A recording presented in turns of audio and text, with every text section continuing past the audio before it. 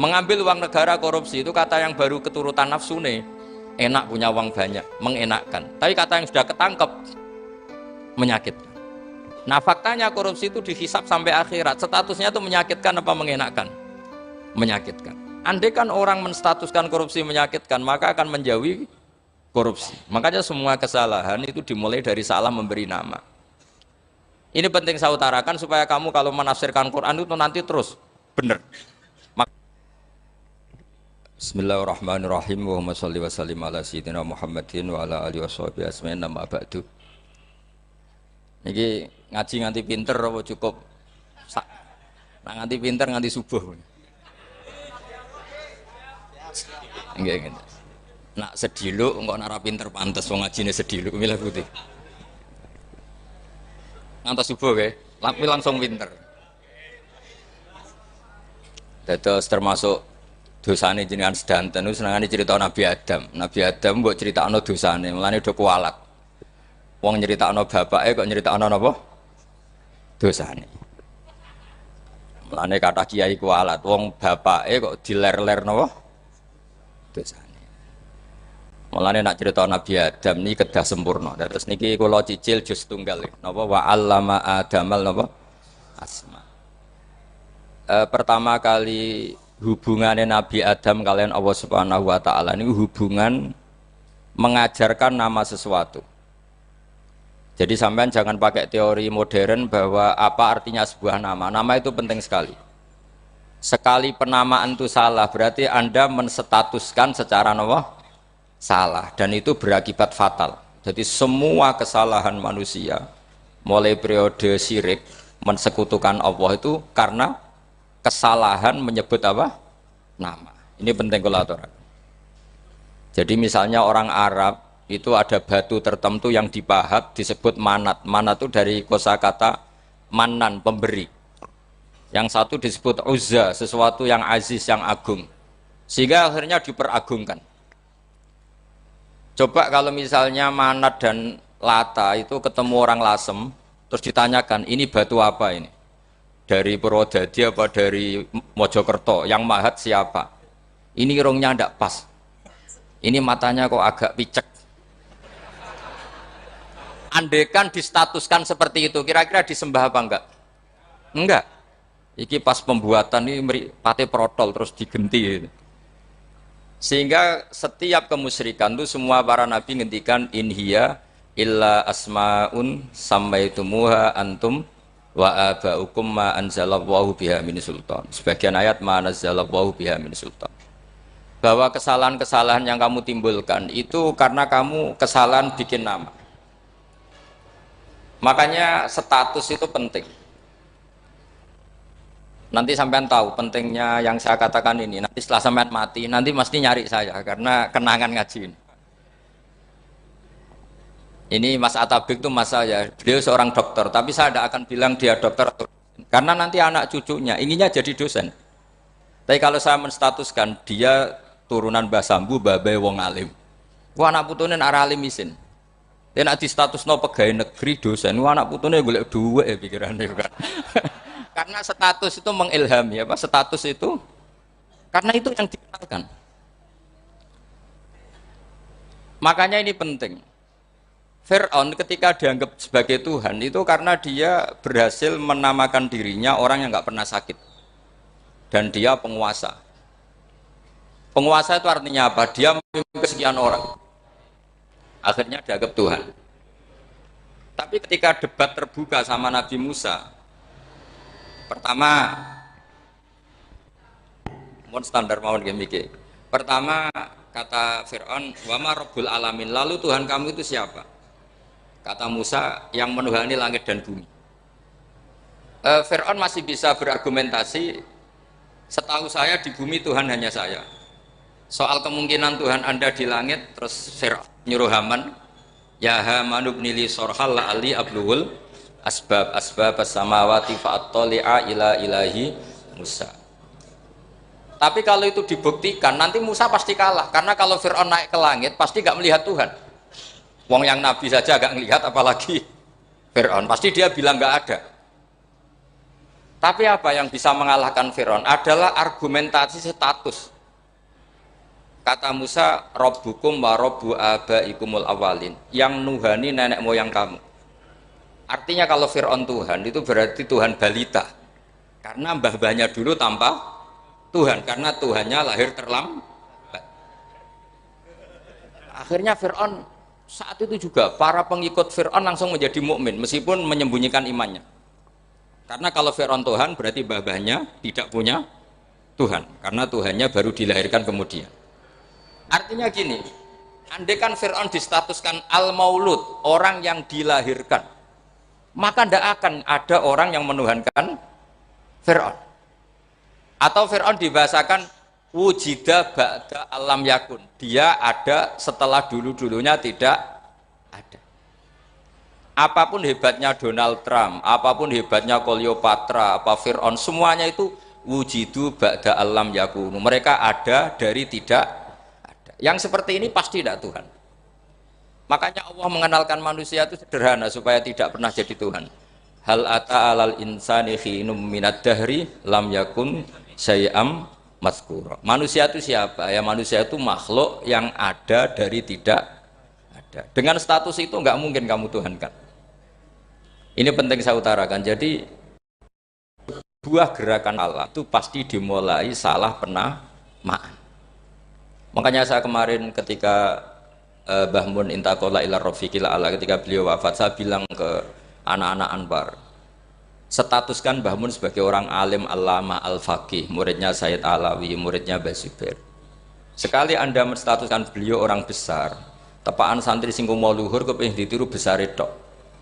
Nah, niru besar itu terus ono santri mau ita itu tok ngerasa gede repot. Sama, makanya saya nggak pernah. Sebenarnya saya tahu, Mas Atabik ini mas saya itu dosen saya tahu, tapi saya tidak pernah ngomong dosen. Kalau anak-anak era menjadi wong alim, menjadi dosen malah langsung merati wong alim, malah celokom. Jadi karena salah status itu nanti panjang, akibatnya itu panjang. Makanya saya itu sebetulnya ya risih dikatakan Gus Bak itu orang alim, sebenarnya risih. Tapi saya seneng saja. Sing seneng benir walime, sing hasut takjak kompetisi. Jadi tak nikmati ya. Jadi sing seneng benir walime, sing seneng itu hasut takjak kompetisi, takjak maca tafsir, nak ra mriyang ya. Engko paling maca primbon mek terjemah. Ini penting, jadi itu yang disebut wa'allama adamal asma. Makanya Allah itu mengkritik semua kesalahan manusia dimulai dari salah penamaan. Makanya saya kemarin Pak Pilpres sering bilang, kalau presidennya ini maslahat, kalau enggak ini enggak maslahat. Mana ada kemaslahatan ditentukan hanya oleh seorang presiden? Itu tauhid kita di mana? Memang kita secara syariat harus milih sesuai ijtihad kita, tapi tidak usah dong menggantungkan kesejahteraan sama seorang makhluk, itu tidak boleh. Secara tauhid enggak boleh. Makanya ini penting sekali, jadi nggak boleh orang salah nama. Kita tetap memilih presiden, milih kiai, milih siapa saja, tapi tidak boleh menstatuskan manusia sama dengan status Tuhan. Itu bahaya sekali dalam ilmu tauhid. Terus yang ketiga, kenapa nama itu penting? Begini, alam yang dipakai Quran, alam itu nama ya, alam mangkul, semua alam. Wah nanti subuh tak jamin pinter nih. Tapi saya tetap mau setengah jam, karena saya tahu sampai subuh pun kira-kira ya tidak pinter, jadi ya setengah jam. Jadi nanti kalau kamu ditanya, kenapa tidak pinter? Mari Gus Bak mulangnya mau setengah jam. Punya alasan. Kalau sampai subuh kok gak pinter kan, goblok banget nanti subuh orang pinter. Ya nak orang-orang bilang gitu. Lah anak saya ngomongin, oh mesti salah metode, gurunya yang salah. Diulang orang pinter-pinter mesti salah sing mulang gitu. Malah repot lagi nanti. Saya beri satu teori bahwa nama itu penting. Rasulullah itu pernah guyon gini, ini guyon betul, ada di hadis sahih, ada di juz 3 di kitab Bukhari. Allah itu kalau ingin bully, Allah itu suka bully, suka goda orang. Kalau ingin bully orang kafir itu menamakan kekasihnya namanya Muhammad. Makanya Nabi pernah guyon. Ala ta'jabuna kaifa yasrifu wa an lisat ma Quraisyin wa la'nahu. Kenapa Anda nggak pernah berpikir bahwa Allah begitu mencintai saya sampai bikin nama untuk saya itu nama yang membingungkan semua orang kafir. Karena kalau Abu Jahal nyari Muhammad mana itu, kalau kamu tahu bahasa Arab berarti artinya kan orang terpuji mana. Padahal Abu Jahal itu menghindari kata orang terpuji. Jadi bingung dia. Muhammad kamu jancuk, coba kamu terjemah. Wahai orang terpuji kamu. Itu kan kacau semua. Makanya Allah itu suka bully. Jadi kata Nabi Muhammad, kamu tahu betapa Allah itu mencintai saya dan bikin bingung orang-orang yang menghujat saya. Karena mereka kalau menghujat saya tetap menamai Muhammad. Itu coba kalau kamu tahu bahasa Arab, maknanya Muhammad orang yang berarti kira-kira kalau Abu Jahal Misa itu jancuk kamu Muhammad. Berarti artinya apa? Wahai orang terpuji, kamu jancuk. Ini kalimat yang kacau kan? Akhirnya Abu Jahal pinter. Kalau nyari Muhammad bilang gitu. Ya mudammam, ainal mudammam. Makanya kata Nabi, yastamu namudammaman wa yal'aunu namudammaman wa ana Muhammad. Akhirnya Abu Jahal kalau nyari Muhammad, ainal mudammam, mana orang yang tercela? Akhirnya orang-orang tanya, mudammam itu siapa? Muhammad itu loh. Akhirnya dia keliru lagi. Ya Muhammad itu loh. Akhirnya ya bilang Muhammad lagi. Jadi kayak apa? Makanya itu saya mangkal kalau sama orang dan anaknya Kiai jenenge Agus, karena ya tetap diceluk Gus. Karena ya saya itu punya teman itu gak Gus, mangkalnya bukan main sama anaknya Kiai. Dia punya cita-cita anaknya nanti dinamai hanya Agus saja, supaya semuanya manggil Gus. Terus nanti yang hasut ya bilang Dus. Kayak kemarin pas Pilpres itu macam-macam. Tapi ini penting saya utarakan, jadi nama itu nggak boleh salah, status juga nggak boleh salah. Makanya saya ingin misalnya anaknya Kiai kok jadi pejabat, ya sudahlah, jabat itu. Saya betul, saya sampai sekarang dengan Gus Yasin itu ya tetap nyucup. Saya bilang ini putra guru saya, ini Gus saya. Saya tidak pernah membahasakan beliau wakil gubernur. Bahayanya nanti suatu saat, oh ini mantan, kan repot. Jadi ini penting, status itu penting. Orang sekali salah status itu bahaya, ke depan itu bahaya sekali. Karena tadi saya bilang, tadi misalnya banyak kan anaknya orang-orang alim alamah, terus anak cucunya jadi dosen atau jadi doktor gitu. Terus ini yang jadi status. Nggak boleh seperti itu. Ya sudah, dokter secara akademik, dia jadi PNS karena kestatusan itu, tapi di keluarga tetap saja status alimnya saja. Atau mudawimul khairi, mudawimut tahajud. Mudawimu apalah, ini selalu tahajud, ini selalu deres, ini selalu ibadah, sehingga anak cucu kita ya kenangannya itu. Anak-anak saya meskipun kecil itu jamaah terus, karena ya saya selalu jamaah. Dan saya melihat kalau anak saya tanya, Pak kenapa bapak sholat terus, ya saya bilang sepantasnya jadi manusia sujud, cuma serama melok dudunya melok nganggo pangeran dibayari ya ora gelem. Kata saya gitu, wong nganggo wong ya bayar, lagi nganggo bumine pengiran ra bayar wis anggap aja sujud itu bayar, kata saya gitu. Sehingga merasa sujud itu satu identitas. Ini penting saya utarakan karena tadi saya betul-betul mengenang istilah Allah wa 'allama Adamal asma. Semua kesalahan itu kata para nabi inhiya illa asmaun samaitumuha antum ba'ataukum. Kita membahasakan misalnya presiden Amerika orang terkuat di dunia. Bagaimana mungkin orang terkuat kemudian nak gak mangan sedino lemes? Hebatnya ning ndi? Iku nak pas mulas weteng enak agak ngising yo lemes. Hebatnya apa? Makanya Allah ketika menerangkan Isa itu tidak Tuhan, itu Allah sederhana cara ngendikan. Kana yakulani to amal masih ibnu Maryam illa rasul. Qad khalas min qablihir rusul. Wa ummuhu siddiqah kana yakulani to'am. Artinya kalau Isa itu tidak mangan ya lemes. Nak keluarkan ya kudu ngising. Lah terus mbok sembah terus piye? Jadi gak kebayang seorang Tuhan kemudian kalau gak makan tuh lemes. Berarti statusnya Isa apa?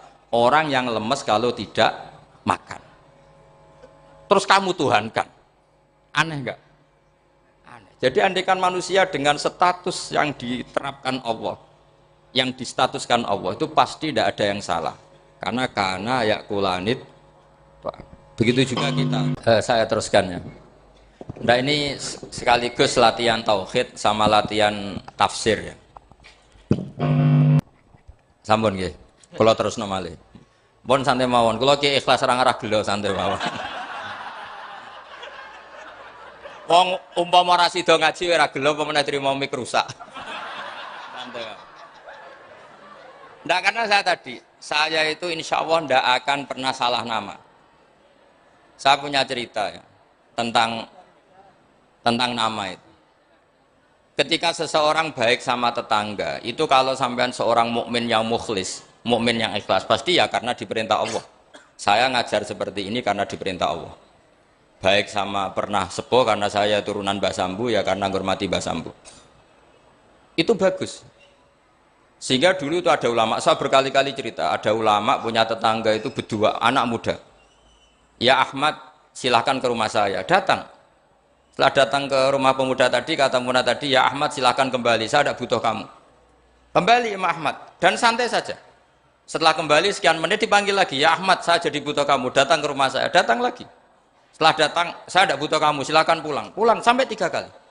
Itu Imam Ahmad senangnya bukan main, kelihatan ceria senang. Lama-lama muda ini tanya, ya Ahmad kenapa Anda tidak tersinggung, bukankah itu menyakitkan? Enggak kata saya. Tapi saya akan menyebalkan. Enggak kata saya. Kata Imam Ahmad. Kenapa aja? Saya ini diperintah sama Allah, kan apik mbek tangga. Dadi nek mbok undang ya teko. Mbok kon mulai ya mulai. Alhamdulillah iso nglakoni perintahe Allah. Dadi aku ora ono hubungane mbek kowe. Sehingga orang itu gak bisa didikte oleh di sekelilingnya karena ya hubungannya langsung sama Allah Subhanahu wa Ta'ala. Jadi dulu tuh orang jadi wali itu segampang itu. Kalau kamu kan enggak, hukum tentang tetangga itu kamu kayak orang kapitalis, kayak orang komunis, pakai teori sosial. Nak diapik yo apik, dieleki yo elek. Itu kan pikiran PKI. Artinya satu perilaku sosial didikte oleh makhluk itu perilaku orang mukmin atau orang ke PKI. Itu orang PKI. Kalau orang mukmin yang mangkana yu'minu billahi wal yaumil akhir fal yukrim jarahu. Kita baik sama tetangga karena diperintah Allah, sehingga kecewa ada kecewa ya santai saja. Imam Ahmad katanya, "Kenapa engkau tetap ceria?" Aku ora urusan mbek kowe, urusanku mbek pangeran. Pangeran ngutus sampe mbek tonggo. Ya sudah seperti itu. Yang mana?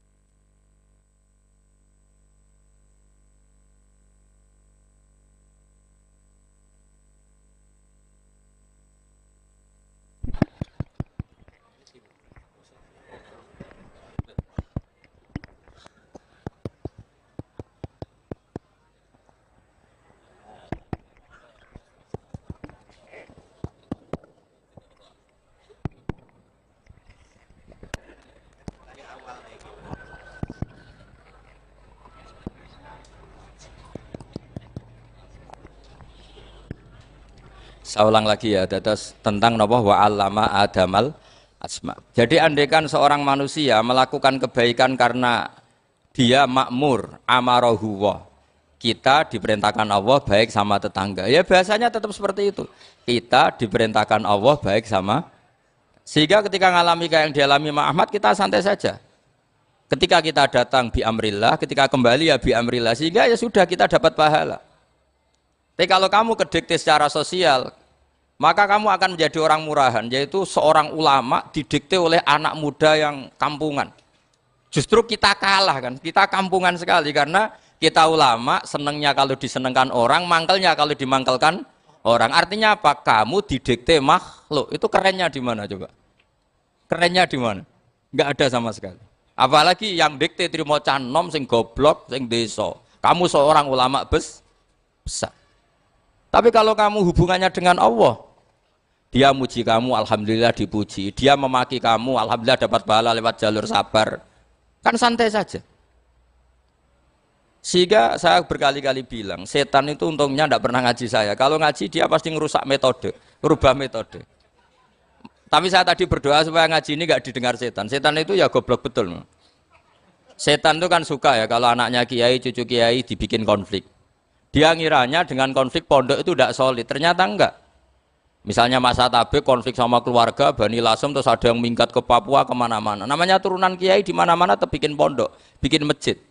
Yang dulu masjid hanya ada di Lasem, barokahnya tukaran ada di mana-mana. Lah itu namanya setan itu salah perhitungan apa? Makanya gobloknya dia itu udah ngaji saya. Kalau ngaji tak kasih tahu itu bahaya itu. Bikin kiai konflik itu bahaya. Iya betul. Islam ada di Indonesia itu ya barokahnya konfliknya sahabat. Sayyidina Ali dan Sayyidina Muawiyah itu konflik. Banyak sahabat netral yang ingin menghindari itu mau ke Cina. Di Selat Malaka sebagian terdampar, terus ada yang ke Aceh, ada yang ke Sumatera. Namanya Syekh Baros, itu muridnya Sayyidina Ali. Makanya awal Islam di Indonesia dimulai Syekh Yusuf Baros itu. Kalau Timur Tengah nggak ada tukaran, itu tidak ada Islam menyebar kemana-mana. Nah setan ngiranya kalau sahabat tukaran itu nanti kacau. Ternyata enggak, malah Islam menyebar kemana-mana, barokahnya tukaran. Dulu Solo karena konflik ya banyak ulama yang ke Lasem kemana-mana, gara-gara Solo gak kondusif. Akhirnya kayaknya keduman basambu, keduman macam-macam. Sedengak mawon kiai tukaran terus betul apa-apa. Yang penting ora bacok-bacokan, rasanet-santetan wis. Pokoknya rasan-rasanan, ringan, ya sudah itu bagus. Memang Allah bikin seperti itu. Tidak apa-apa. Kata Allah wala yazaluna mukhtalifina illa man rahima rabbuk. Kata Allah walidzalika khalaqahum. Ikhtilaf itu barokahnya Masya Allah. Kalau saya setuju pendapatnya Mas Atabik, saya jadi dosen. Nanti yang ngaji tafsir siapa? Tapi kalau dia setuju saya, dia jadi ahli tafsir, yang jadi PNS siapa? Ya sudah, barokahnya khilaf. Dia jadi PNS, dia dapat gaji. Tapi gaji itu bisa dihitung. Kalau naik harus tambah prestasi. Kalau saya kiai min haitsu la yahtasib, pasti cepat kaya saya. Karena rezekinya kiai itu tanpa batas. Makanya haji saya itu plus. Saya itu tidak kaya, tapi haji saya haji plus. Masa tapi paling reguler. Karena rezekinya kiai itu min haitsu la yahtasib. Makanya saya pernah disoal sama teman-teman dosen di UI. Bapak kok berani pulang ke Rembang? Kiai itu kan rezekinya agak jelas. Kata saya justru agak jelas itu bagus. Kalau sampean kan konsisten segitu nilainya, kalau saya enggak, kata saya. Jadi tak nikmati saja. Karena saya hamba Allah, bukan hamba negara.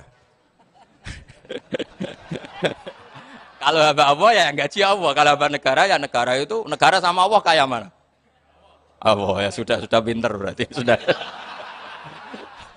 Jadi jangan pernah kita ini salah nama. Kalau salah nama itu bisa panjang. Makanya ada wali itu kalau dongo itu rontok kriminal, tapi malah pangeran seneng. Sampai dalam riwayat itu innahu yudkhikuni al-yauma salasa marat. Wali itu bisa menertawakan saya 3 kali. Itu kata Allah.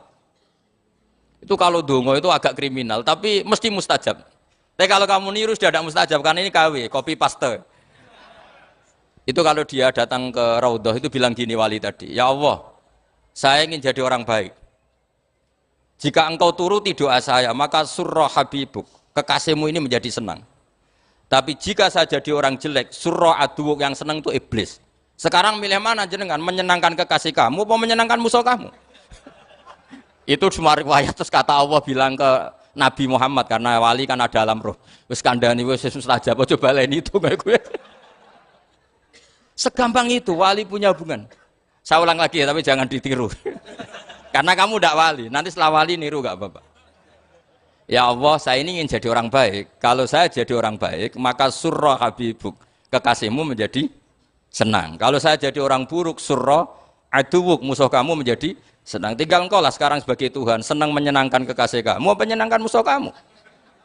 Ya tentu Allah pilihannya kan senang menyenangkan kekasihnya. Terus kata Allah sudah sampai situ aja doanya, jangan panjang-panjang, baca-baca malah repot. Semudah itu mereka hubungan dengan Allah Subhanahu wa taala karena mereka tidak pernah salah nama. Kalau kita kan tidak.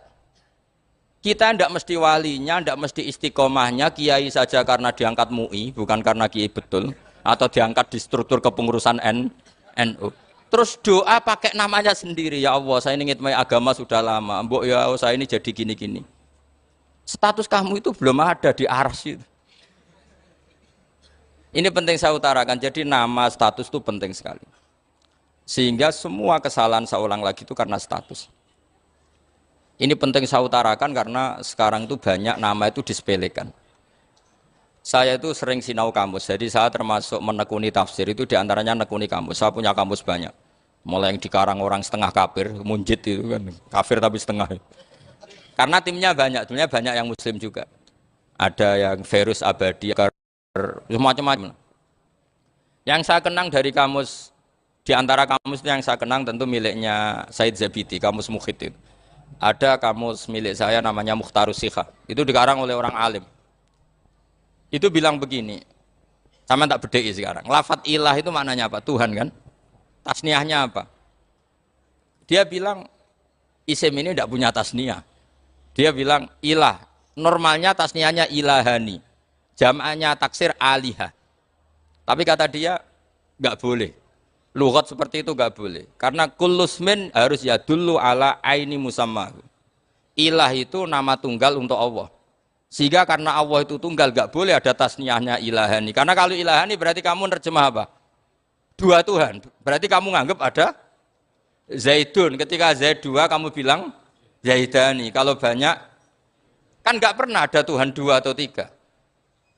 Makanya kata pengarangnya itu Abu Bakar Ar-Razi itu kata beliau, wahadal ismu la musanna lahu wala jam'a wa innama jama'uhu wasannauhu katanya. Isim ini tidak punya tasniah, tidak punya jamak. Tapi kalau orang-orang katanya, orang-orang itu bilang ini ada jamaknya, ada tasniahnya. Ini penting sekali. Karena kesalahan itu enggak ada. Cara teori Quran itu kesalahan itu enggak ada. Yang ada adalah orang salah. Beda loh ya. Tak wari dadi wong pinter. Makanya ini sampai subuh, tak wari dadi wong pinter. Saya ulang lagi ya. Kesalahan itu enggak ada. Yang ada itu orang salah. Pernah ada enggak 1 tambah 1 15? Enggak ada kan? Tapi kalau orang salah bilang 15, ada. Pernah enggak putih ini hakikatnya hitam? Enggak pernah kan? Tapi kalau orang salah, misalnya Rabun bilang ini hitam, ada. Sehingga ini penting, ini dalam teori ilmu mantek. Setiap Allah menyalahkan mereka, itu kata Allah, yaquluna bi afwahihim. Mereka itu melafatkan dengan mulut mereka bahwa Tuhan itu 3 misalnya, bahwa Lata Hubal itu Tuhan. Itu kalimat yang keluar dari mulut mereka tapi tidak menunjuk hakikat. Makanya kata Allah kaburas kalimatan takhruju min afwahihim. Sungguh kalimat itu kalimat kriminal betul yang keluar dari lisan mereka. Karena apa? Normalnya kalimat itu tadullu ala musammahu atau musammaha. Yang namanya kalimat misalnya putih yang menunjuk putih, hitam menunjuk hitam. Nah kalau Tuhan yang menunjuk Allah, Tuhan kok ditunjukkan ke batu? Itu kan kacau. Tuhan kamu siapa? Hubal, itu batu apa Tuhan? Batu. Tuhan kamu siapa? Yesus. Yesus itu manusia apa Tuhan? Manusia. Makanya kata Allah, kaburos kalimatan takhruju min, mesti tulisannya iyaquluna illa kadiba. Ini penting saya utarakan. Jadi makanya kesalahan itu tidak ada, yang ada itu orang salah. Makanya kata Allah ja'al haqqu wa zahaqal batil. Kalau ada hak pasti batil itu hilang. Tapi orang yang meyakini kebatilan banyak, tapi kebatilan itu tidak ada. Pernah ada enggak 1 tambah 1 15? Enggak pernah ada kan? Tapi kalau orang bilang itu ada. Ini penting saya utarakan. Makanya kamu jangan janggal. Kata Allah ja'al haqqu wa zahaqal batil. Ternyata sekarang kebatilan ada di mana-mana. Barang batil itu enggak pernah ada. Yang ada pelakunya. Misalnya nyon sewu misalnya gini. Zina itu mengenakkan apa enggak? Kata orang yang ahli nafsu mengenakkan. Tapi hakikatnya tidak pernah mengenakkan. Sekarang tanyakan yang pernah melakukan itu, yang terhantui dosa oleh itu. Hakikatnya menyakitkan apa mengenakkan? Menyakitkan. Tapi yang bilang mengenakkan ada, tapi hakikatnya tetap menyakitkan. Nah, semua kesalahan manusia itu dimulai cara membahasakan. Mengambil uang negara korupsi itu kata yang baru keturutan nafsu nih. Enak punya uang banyak, mengenakkan. Tapi kata yang sudah ketangkep, menyakitkan. Nah faktanya korupsi itu dihisap sampai akhirat. Statusnya itu menyakitkan apa mengenakkan? Menyakitkan. Andai kan orang menstatuskan korupsi menyakitkan, maka akan menjauhi korupsi. Makanya semua kesalahan itu dimulai dari salah memberi nama. Ini penting saya utarakan supaya kamu kalau menafsirkan Quran itu nanti terus benar. Makanya setiap kesalahan kata Allah apa? Kaburos kalimatan takhruju min afwai. Nah kalau kalimat itu nyata kata Allah kalimatu haqqin aliyana hya wa aliyana mut wa aliyana nub'as. Atau katanya istilah pangeran dzalika bi anna Allaha wal haqqu wa ma yatuna min dunihi wal batil. Nanti terus urut, sampean baca Quran nanti bisa kayak saya urut, konsisten. Yaitu tadi, misalnya Fir'aun itu orang pakai status yang diajarkan Allah ke kita. Fir'aun adalah wujida ba'da alam yakun.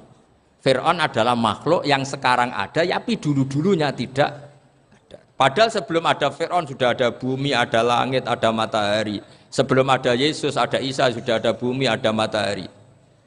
Artinya apa? Zaman langit bumi ada, penyebabnya Isa apa enggak? Enggak kan? Karena dia ada setelah adanya langit dan bumi. Fir'aun juga gitu. Yesus juga gitu, semuanya begitu. Makanya Allah mengajari kita apa? Hal ata alal insani hinum minad dahri lam yakun syai'am madhkura. Katakan manusia itu siapa? Manusia adalah makhluk wujud yang dulu tidak.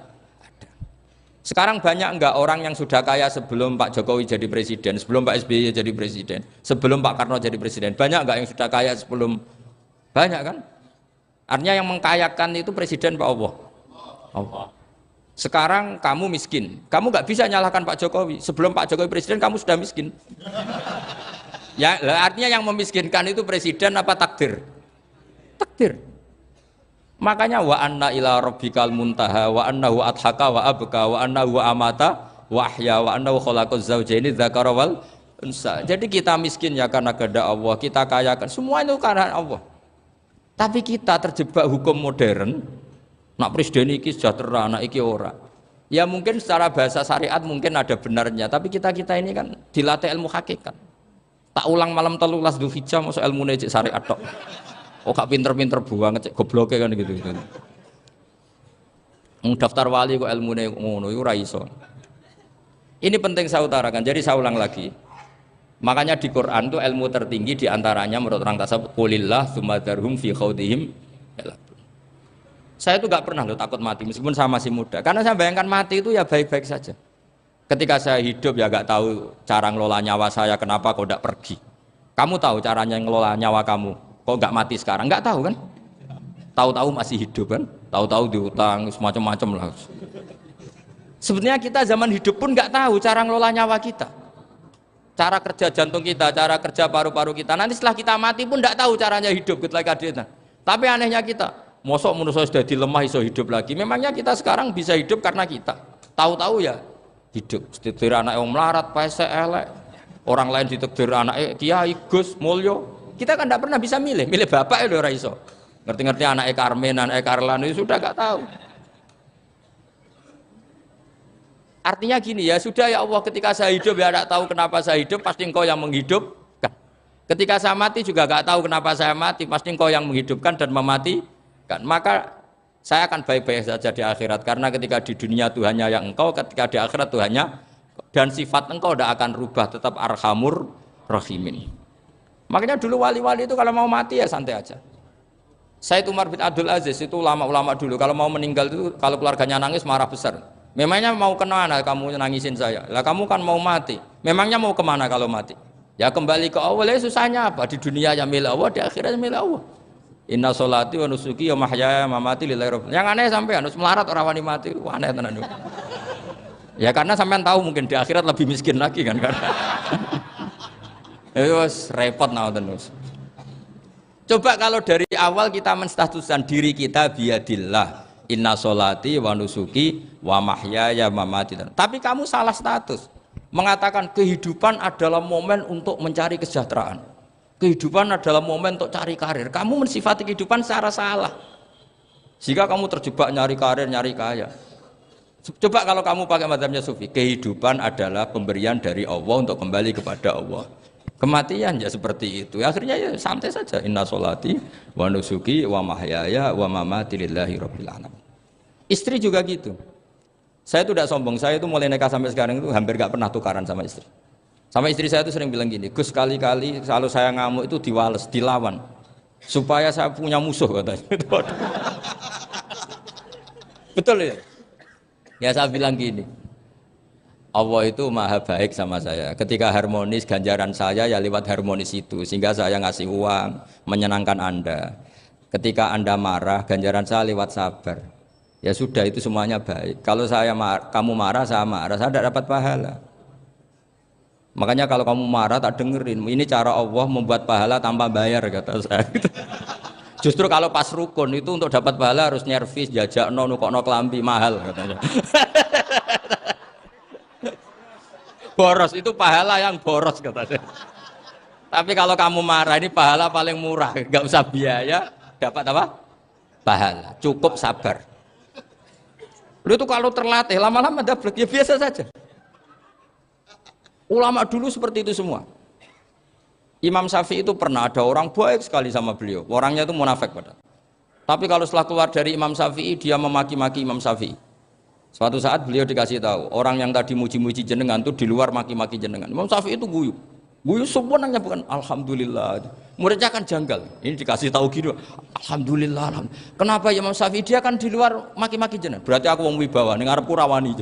Ya jadi dianggap enteng saja melihat. Berarti aku wong wibawa ning ngarepku ora wani. Ya sudah. Terus ketika ditanya, tapi itu kan bahaya bagi Anda karena memfitnah Anda gini-gini. Kata beliau, zaka Allah. Yang kritiknya bahaya itu hanya Allah Ta'ala. Yang lainnya enggak bahaya. Karena ini makhluk dhaif, enggak penting. Loh kamu sampai tersisa dikritik orang karena kamu nganggap makhluk itu penting. Ini gobloknya sampean. Goblok segoblok-gobloknya itu. Coba kalau kamu mensatukan makhluk tetap makhluk, kritiknya enggak penting. Selesai kan? Selesai enggak? Ini problem Anda ada wali itu, kalau dikritik ya susah. Makanya ada wali itu problem menurut saya. Makanya saya enggak ingin enggak jadi wali itu kan. Karena hanya wali yang hidupnya itu la khaufun alaihim wa lahum yahzanun. Orang dulu tuh semudah itu hidup. Gampang sekali. Dulu ceritanya di antara ceritanya manakibnya Sayyid Ja'far Shadiq itu, kalau ada orang memaki-maki dia itu dikirimi hadiah. Kenapa ya? Karena kebaikan kamu telah kamu berikan kepada saya, ini hadiahnya. Sampai malu yang kritik itu. Kan kalau orang rasani itu kan kebaikannya dikasihkan sama yang dirasani. Lah kamu kan ngajinya seperti itu, tapi dirasani kok susah. Harusnya kan kasih aja, ditransferi saja. Alhamdulillah. Ya karena kita salah menamain tadi. Sing rasani pembenci, pembenci itu bahaya. Sehingga kamu mereaksi secara serius. Coba kalau kamu pakai hukumnya Allah dan Rasul. Pembenci itu pemberi kebaikan. Istri marah adalah pemberi kebaikan. Ada yang berani mulai meraktekan. Latih begitu terus. Insya Allah nanti hidup kamu barokah. Itu disebut wa'allama adamal asma. Dan itu yang diajarkan Rasulullah. Rasulullah itu kalau ngajarkan hidup itu gampang sekali. Allahumma ja'alil hayata ziyadatan li fi kulli khairin wal mauta rohatan li min kulli syarrin. Jadi kalau kita hidup anggap saja peluang untuk nambah kebaikan. Kalau kita mati anggap saja akhir dari semua potensi kejahatan kita. Anda sekarang mungkin tidak zina tapi potensi zina. Anda sekarang tidak korupsi, potensi korupsi. Anda sekarang tidak selingkuh, tetap potensi selingkuh. Lah anggap saja kalau mati berarti akhir dari segala potensi itu. Alhamdulillah. Makanya saya tuh nggak pernah takut mati. Karena saya misalnya setiap saat mati ya saya nanti akan bilang, ya Allah ini sudah mau mati berarti mau akhir dari segala potensi keburukan saya. Alhamdulillah. Makanya itu ulama-ulama dulu kalau ada preman mati, saya guys, tonggone ra gelem muni saya. Wah preman kurang ajar. Saya guys, tonggone tetap ra gelem muni saya. Padahal kiai ini muni, saya guys pun mati pun mboten saged macam-macam niki pasti. Karena dia dengan mati berarti rohatan mingguli syarrin, keburukannya tidak terulang lah. Lah keburukan nggak terulang lagi itu saya apa buruk? Saya. Makanya kiainya minta saya ge niki tonggone cek menengahin. Saya ge menengahin. Makanya suatu saat kalau ada gitu kamu harus bilang apa? Saya pun buatan jahat malih pun mati. Jadi kayak apa coba? Coba sekali-kali statuskan kalau al hayat adalah ziyadatan lana fi kulli khairin. Al maut adalah rohatan lana min kulli. Sehingga kita hidup ya happy, mati juga happy, gak masalah. Terus kowe misalnya muni ngene, tapi anak bojoku piye? Memang selama hidup anak bojomu bahagia. Ketoke ya tambah musibah ya, Cok. Malah sombong lagi kamu, seakan-akan kamu Tuhan yang bisa mensejahterakan manusia. Wong isih urip bojomu wis ndonga muga-muga nang mati malah. Karena agak jelas. Ya, ini penting, ini saya utarakan. Jadi ini saya cicil juz 1 wa 'allama adamal asma. Makanya kata Rasulullah, ala ta'jabuna kaifa yusrifu wa annisat ma quraisin wa dhamma. Ini penting, nama itu penting.